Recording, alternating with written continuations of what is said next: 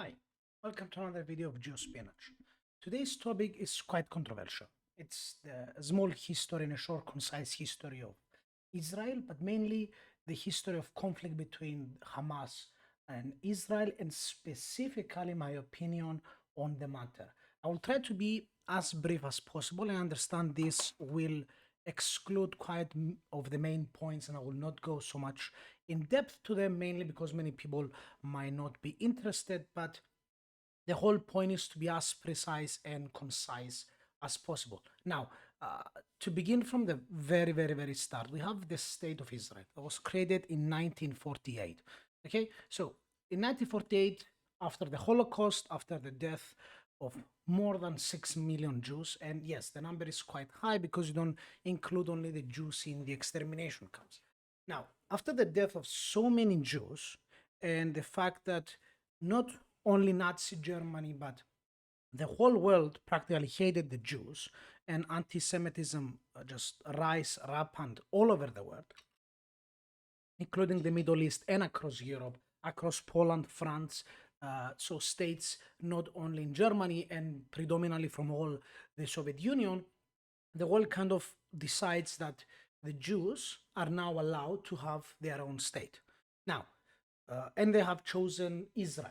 Now, Israel, to be more precise, is traditionally a land that ranges practically like this from here and goes like this. The very traditional Israel.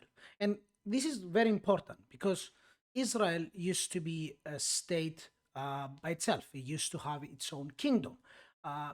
It used to be a state that existed before anyone else in that land for thousands of years.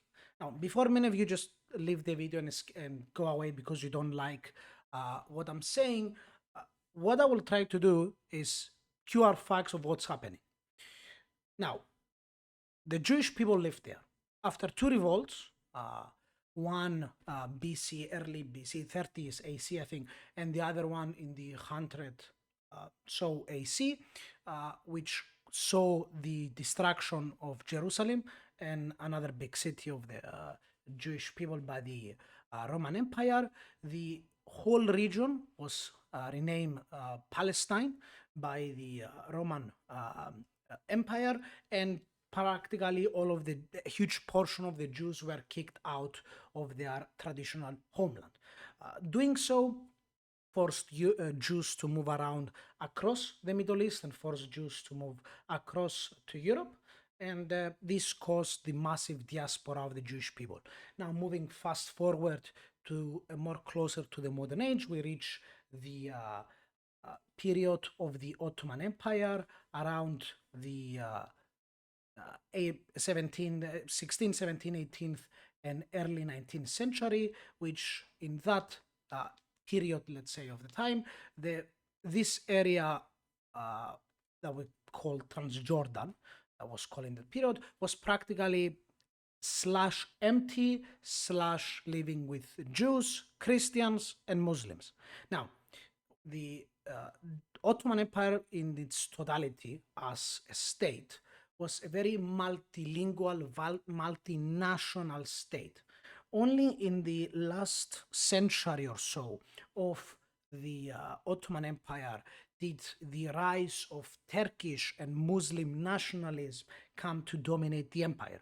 The empire was mainly run by a conglomerate of various nationalities. And some of those nationalities were the Jews and the Christians, not only the Muslims. And in this area here of today Transjordan, which compromises the Sinai, Israel, Jordan, and just a part of Lebanon, you had all of these minorities living together. Specifically, the area of Israel today was very sparsely lived upon. Mainly in Jerusalem was a center that people lived, and the area where Gaza is, and few other areas like Haifa, but outside of that, not any other specific big population centers. Now, the Zionist movement in the late 19th century started the idea of recreating and the Jews going back to their homeland. Now, the British state I'm not going to get into the intricacies of that period because they are quite extensive. Practically, the British, which after World War I took control of Transjordan and it acted as a protectorate, didn't really allow a lot of Jewish migration, but it did allow some of it. At that period, though, you also had a lot of Muslim migration that came in just prior to World War I, with the Muslims coming in, forced in by the Ottoman Empire. So you see a rapid rise of the population in that region by both Jews and Muslims. Now, again, moving fast forward and reaching after the Second World War, we have the creation of the State of Israel. Now, the State of Israel, when it was created, didn't look anything like this. It was a separation between an Arab state and a Jewish state. The moment Israel declared independence in 1948, every single country, Egypt, Jordan, Saudi Arabia, well, practically Saudi Arabia, Syria, except Lebanon, everyone declared war against Israel with a single purpose, the annihilation of the Jews. Again, we're talking 3 years just after the Holocaust. Now, whether at this point you will argue the Jews came in as illegals, whether you will argue that they had no claim to this land, well, all of the debates have their own credibility, but then you have to argue that no person has any claim to their land based on a historical conscience. Because if we're going to argue that the Palestinians have a claim to this land more than the Jews because they lived there, then the same argument the Jews possessed. Well, they lived there and they were kicked out. Secondly, the Jewish state that was given to them in the 1948 Accords, the areas of the Jewish state didn't have very minimal amounts of Muslims living there. So it wasn't a massive movement of population, like, for example, it happened in Germany in 1945, where almost up to 10 million people were forced outside of their houses. In contrast, the movement of population was actually quite small. Nonetheless, all of the Arab countries around Israel went to war against Israel with a single purpose, the annihilation of the Jewish people. That failed, and that failed quite miserably. Nonetheless, the rest of the Arab world still didn't recognize the existence of the Jewish state, and not recognizing the existence of the Jewish state planned, well, a lot of wars happened. I'm going to go through them as fast as I can. Now, in 1956, Israel, with an agreement with the French and the British, attacked the Sinai, and so did Israel, attacked Egypt. The tensions between those countries was already quite high. There was quite the 1956 war that happened in the Straits, and well, it resulted quite in a military success of Israel, but the geopolitical failure of Israel, Britain and France, and the rest of the Arab states' popularity went up and their claim against the aggressive state of Israel. Moving forward to the 1960s, the Arabs unite together in the concept to create a common nation between the Arab countries between them, mainly Syria, Egypt, and maybe Jordan. King Hussein was smart enough not to agree. And again, the main goal was the annihilation of the Jewish state.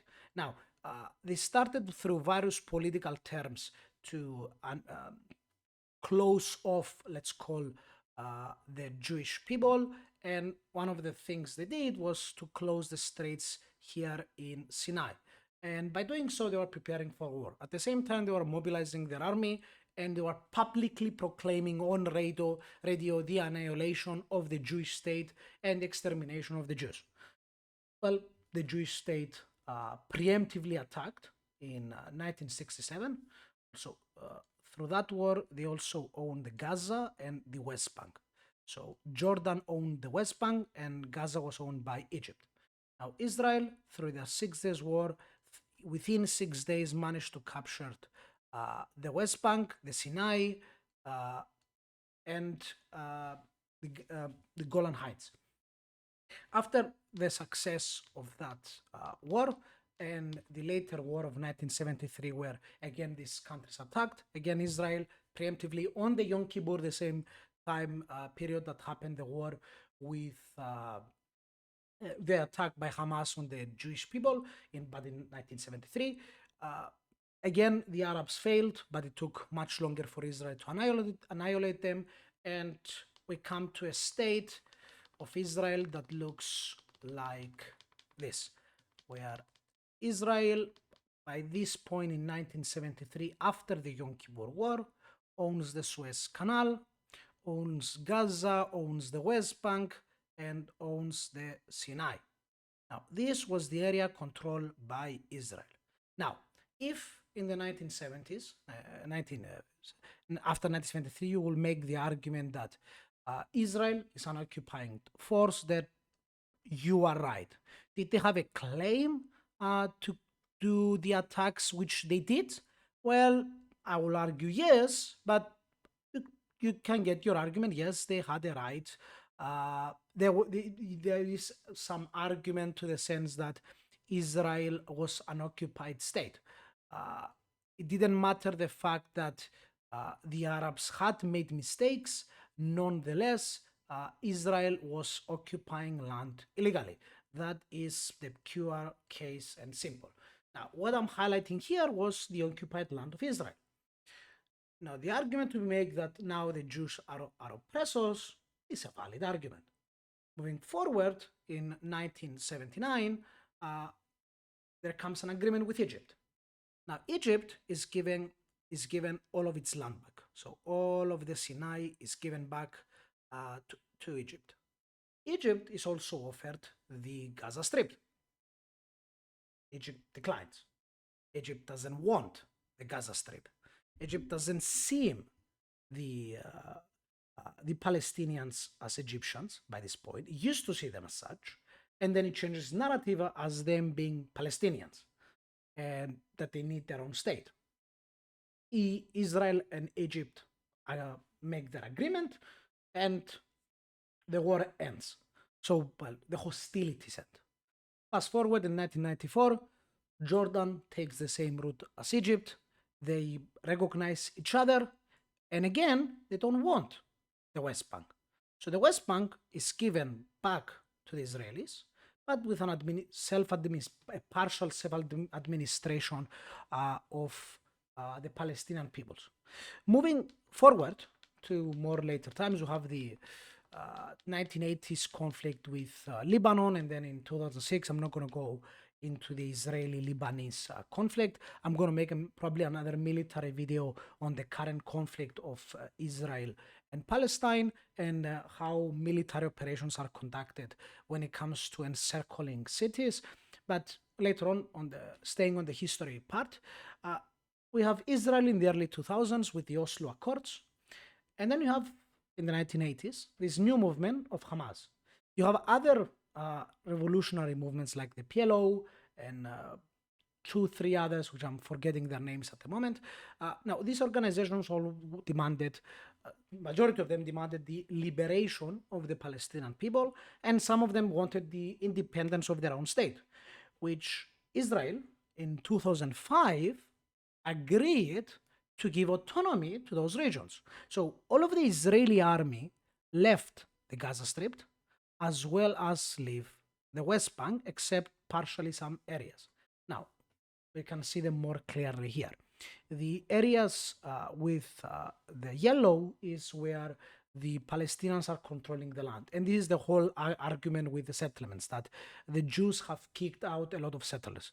Now, there is a lot of counter arguments against this argument, the argument that many of the settlements that the Jews are reclaiming are settlements that Jews already lived there and have left prior to the Oslo Accords, but since the Palestinians, they want to stay, just practically taking their own land back. But again, I'm giving here the benefit of the doubt that yes, in the West Bank, there are settlements that Israel is taking. And if they're going to move forward to create a two-state solution, then yes, a two-state solution will see a huge portion of those states, a lot of this portion of these states should be given back to the Palestinians, on the assumption, or at least on the belief, that this newly independent state will not attack Israel and will not have it as its purpose the annihilation of the Jewish people. Now, the conflict between Hamas and Israel is not a recent conflict. They have been fighting for ages now. They have been actively fighting in Gaza, which is where they are predominantly strong. They were fighting in Gaza against Israel while the Israelis were occupying this land. But the moment they left the occupation after the 2005 Accords, the Palestinians started attacking Israel directly, either through terrorist attacks or hostage situations or simply by rocket strikes. So they get funding from all around the world in the premise of helping the Palestinian people, and they're practically converting everything into missiles. And that's the pure reality. That's the reason they have thousands and thousands of missiles to throw onto the Israeli state. Now, by doing that, and here I'm going to put a parenthesis, when reading on the whole Israeli-Palestinian conflict, it's very important to pay into attention the concept of the Hamas Charter. Now, the Hamas Charter is a charter by Hamas that practically is an anti-Semitic article. It claims that Jews are to blame practically for all the faults in the world, that Jews are controlling all of the world, that they are the cause of all of the evil that's happening around the world, that it's their Muslim right to exterminate the Jews, and that all of the peninsula of today, Israel and Palestine, will be free of any non-Muslims. Now, this argument also excludes all of the Christians that traditionally lived the land. So not only the Jews lived there prior to the Muslims, so did the Christians live there prior to the Muslims. Still, the Charter of Hamas does not claim for the liberation of the people of Palestine, but on the contrary, the extermination of the Jewish people. Now, this is very different. This is not an independence movement. When Cyprus, my country, and you can see it on the map here, so I live here. So Cyprus, my country, we had our fight against Britain. We had our own revolution against Britain in the 1950s, 1955 up to 1959. And we fought the British, quite extensively so. Now, fighting the British is, you see the casualty rates, you see that the vast majority of the casualties in the war was Cypriots, Greek Cypriots fighting Britain in the EOG organization, and British soldiers, not British civilians. We didn't kill British civilians. We have no issue with Britons. And the irony is, the year literally after our independence, our biggest influx of money were from Britain. Still today, 60 years after the independence of this island, the majority of our tourists are British. Cypriots go and study in Britain. We don't hate the British people. They wanted independence. We didn't like the fact they were conquering us. But at the same time, we didn't hate the race. We didn't want to exterminate the British people. Actually, we have a lot of Britons living in the island. Currently, they are practically the second biggest minority, except the Turkish Cypriots and the Greek Cypriots. We have no issue with the Britons. The issue was the illegal occupation. Now, some Palestinian movements have that as a principle, the pure liberation of the Palestinian peoples. And if that drives them into an active war of the IDF, then yes, you can make a credible argument against a war against the IDF and the Israeli state as a military force. But a blatant attack on civilians, as we have seen on the 7th of October, I'm not going to go over them. Every single person I've seen the slaughter, any person that disputes the validity of all of the videos that we have seen, the terrorists themselves record all of the executions, the killing of the children, the grandmothers, civilians and kids, the killing all of those people, and the burning of people, and the recording and the celebration within the Gaza Strip. The civilians within the Gaza Strip celebrating those attacks. There are almost up to 5,000 to 7,000 rockets thrown to Israel. again with the aim of exterminating the Israel. That is an act of war. And on that note, after the 2005 Accords, Israel is providing free food it's providing food to the Gaza Strip, water to Gaza Strip, electricity to Gaza Strip. And there is a general consensus, you don't have to be a military analyst to understand it. Don't attack the guy that feeds you. That's, I think, bloody common sense. But apparently for Hamas, it's not. Mainly because the leader of Hamas don't practically stay in the Gaza Strip. The Gazan civilians stay in the Gaza Strip. Also, in the Oslo Accords, the whole agreement between them was that within Gaza, there will be democratic elections, which have not been the case. There were no elections held. Hamas is a dictatorial organization taking hostage the whole of the Gaza Strip and using the whole movement, manipulating the whole movement of Palestinian liberation, which is something completely different with what's happening right now, as a front for their extremist anti-Semitic ideals. And the irony of the whole thing is that they are hiding behind civilians, and then they are using the argument of moral equivalence. So if I kill 10 of you, I'm expecting you to kill 10 of mine, but I'm hiding behind civilians. And if you kill my civilians, you are in the wrong, despite the fact that I am hiding behind the civilians. Who killed that civilian? Well, not the IDF. And the IDF is the Israeli army. The IDF goes out of its way to warn civilians before attacking. For example, currently, which this one we'll talk in the next video, in the evacuated area, there was 2 to 3 weeks warning that the area should have been evacuated. These warnings have been cleared. It was clear to the whole world. So the fact that they have stayed there and now they are facing the wrath of Israel, and then we blame Israel for those casualties, it's by itself absurd. Now, what's truly happening, we can't blame the civilians here, is the fact that Hamas, as a terrorist group, is actually and practically not allowing its own people to retreat and go into safety. And the debate will be, and here is the main argument, the whole problem should be solved by the rest of the Arab world.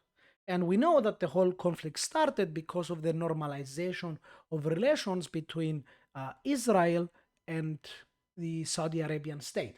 And because Israel and the rest of the Arab world by this point, except Syria, Iran, and Lebanon, don't want an active war with Israel, except apparently Muslims in Europe. The rest of the Arab world just wants peace, and well, at least that's a show. And that has been the case with Israel, and they have achieved peace in quite an extensive manner. Now, the Hamas state means that they're not getting the support that they need to continue those anti-Semitic principles, and that's why launching their whole bloody war. So, in conclusion, this whole conflict is not there is two sides of this story. No. You have the Palestinian concept of liberation, which by itself has its credence, has its arguments, and there is no their argument to say that they have no claim to that land. No, I'm not saying that.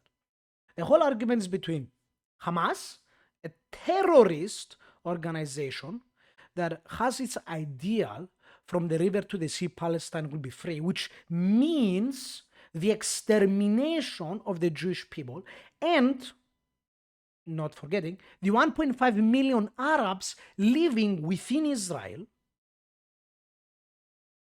And on that note, another point you should have considered, that the argument that Israel is an apartheid state, it's ridiculous in its core, mainly because from all of the states of the Middle East, the only state that has any nationality that is not its own traditional nationality, so Egypt is only Muslims, Syria is only Muslims, Jordan is only Muslims, Saudi Arabia is only Muslims. The only state that is not predominantly of one race, ironically enough, is Israel, and it's not because of those of Palestine and of Gaza and the West Bank. So 1.5 million Muslims, Arabs living within Israel, which majority of them are Muslims. You have Muslims in the High Court of Israel, and they're living quite peaceful and extensively peacefully so. And if you disagree with me, go and check them out. There are millions of them. Those people have found peace and understanding within the state of Israel. And that is the case. Israel is the only truly democratic state within the Middle East. The question now arises, where did the Christians of Egypt go? Where did the Jews of Egypt go? Where did the Christians of Syria go? Syria used to have thousands and hundreds of thousands of Christians. Where are they? Where are the Jews of Syria? Where are the Jews of Jordan and the Christians of Jordan? And I'm not going to start about Lebanon and the disaster that today is Lebanon. All of the apartheid states are the states around Israel. They're the only states that don't accept any other religion and any other nationality except their own. The only state that allows them is the state of Israel. And one note on this, Israel, if it wanted, it could have annihilated absolutely the Gaza Strip. It doesn't want to do so because it is a liberal state, because it's a democratic state built on fundamental liberal values. And that is the essence.